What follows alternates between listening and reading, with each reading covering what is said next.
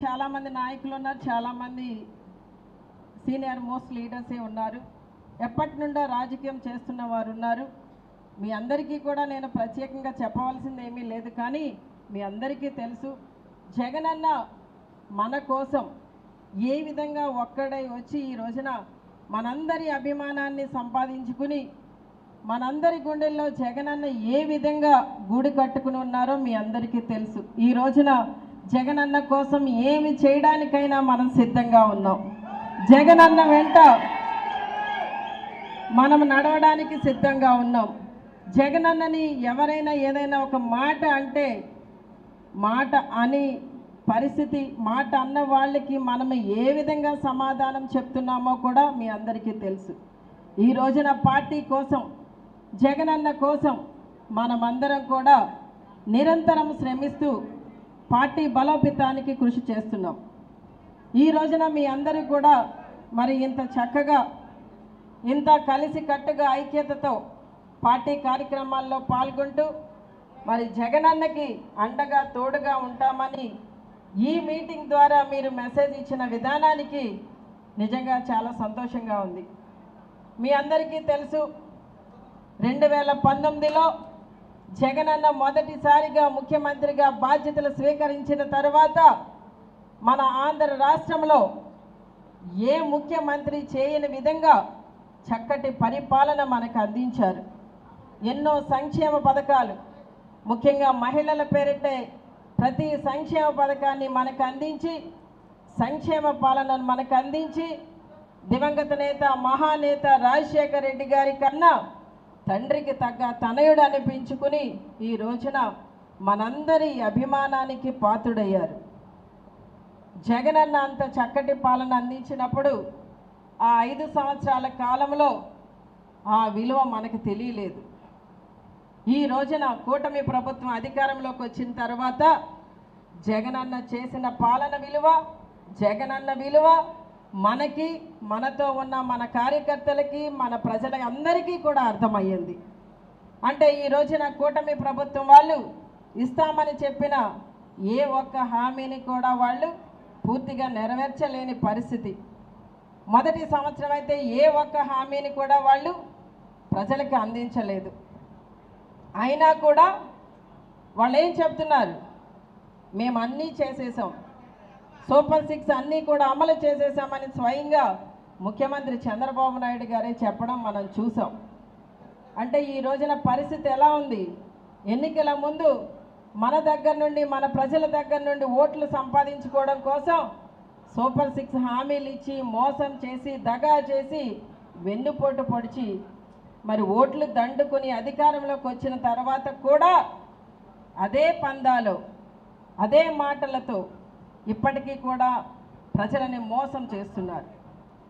మనం అర్థం చేసుకోవాల్సింది ఏంటంటే జగనన్న మన కోసం ఏ విధంగా, ఎంత కష్టమైనా కూడా ఇచ్చిన మాటని ఏ విధంగా నిలబెట్టుకున్నారు. జగనన్న మనకి ఇవ్వని హామీలు కూడా 5 సంవత్సరాల కాలంలో మనందరికీ అందించి, మన కుటుంబాలలో ప్రతి ఒక్కరికి కూడా ఒక అన్నలా తమ్ముడులా అండగా నిలబడ్డారు. మరి ఈ రోజున ఆ ఒక్కటి ఏది నెరవేర్చలేదు సరికదా.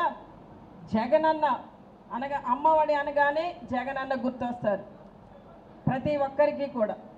ఆ అమ్మఒడిని కూడా ఈ రోజున మరి చంద్రబాబు నాయుడు గారు లోకేష్ ఆలోచన అని చెప్తున్నారు. అమ్మఒడి ఎవరి ఆలోచన అండి?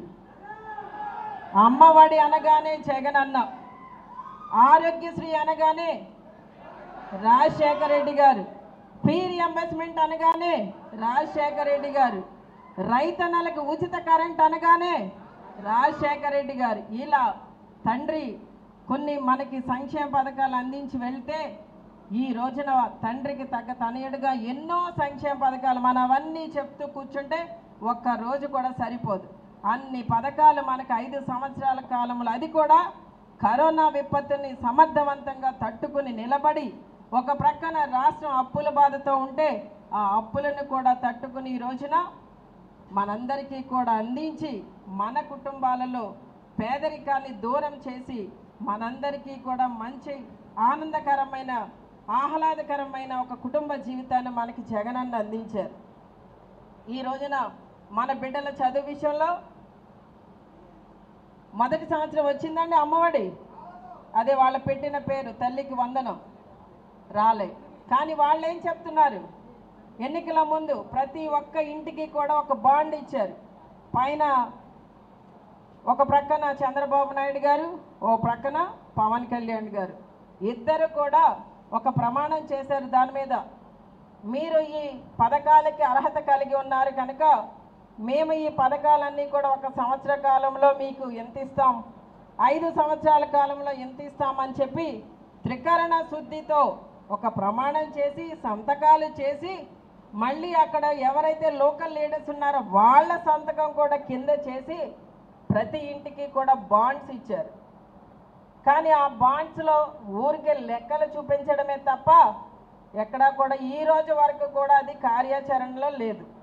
అందుకే ఈ రోజున మన కార్యక్రమం పేరేంటి, బాబు షూరిటీ మోసం గ్యారంటీ.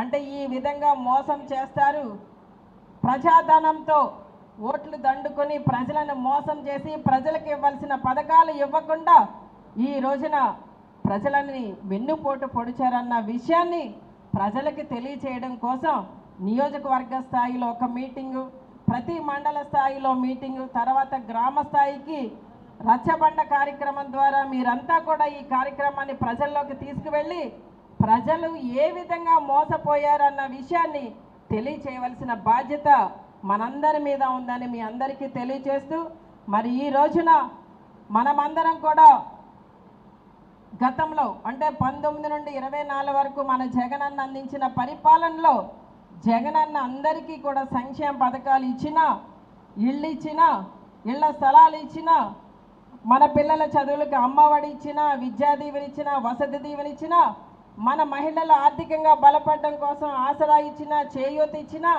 మన రైతన్నల కోసం రైతు భరోసా కేంద్రాలు ఏర్పాటు చేసిన రైతు భరోసా పథకాన్ని ఇచ్చినా, మన కుటుంబంలో ఎవరు కూడా ఇబ్బంది పడకూడదని ఆరోగ్యశ్రీ ఇచ్చినా, ఎన్ని ఇచ్చినా కూడా మనం ఎక్కడ నోరు మెదపలేదు, చెప్పలేదు. ఎందుకని చెప్పవలసిన అవసరం లేదనుకున్నామో, చెప్పడానికి సమయం లేదో తెలియదు. కానీ మనం ఆ రోజున ఎంత చేసినా కూడా కింద స్థాయి నుండి పై స్థాయి వరకు కూడా ఎవరం కూడా బయటికి చెప్పుకోలేని పరిస్థితిలో ఉన్నాం. దానికి తగ్గట్టు మీడియా కూడా మనకు వ్యతిరేకంగా కొన్ని ఛానల్స్ ఉండడం వల్ల కూడా కొంత జగనన్న చేసిన మంచి బయటకి తెలియలేకపోయింది. కానీ జగనన్న వల్ల మంచి పొందిన, మేలు పొందిన ప్రతి ఒక్క కుటుంబంలో కూడా ఆ మేలు మంచి ఎక్కడికి పోలేదు, ఇప్పటికీ కూడా ఉంది కనుకనే ఈ రోజున మీరంతా కూడా ఇక్కడికి రాగలిగారు ధైర్యంగా.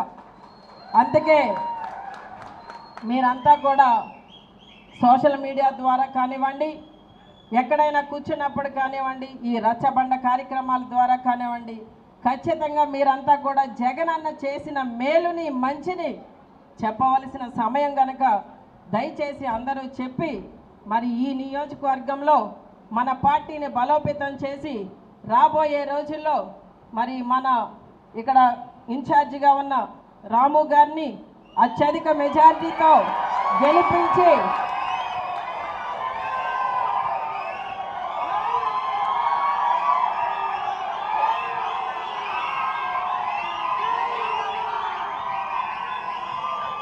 జై రామన్న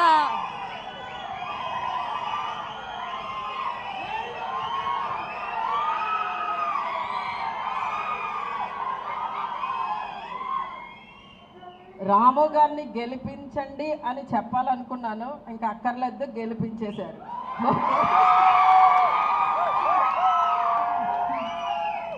జై జగన్, జై జగన్, జై జగన్.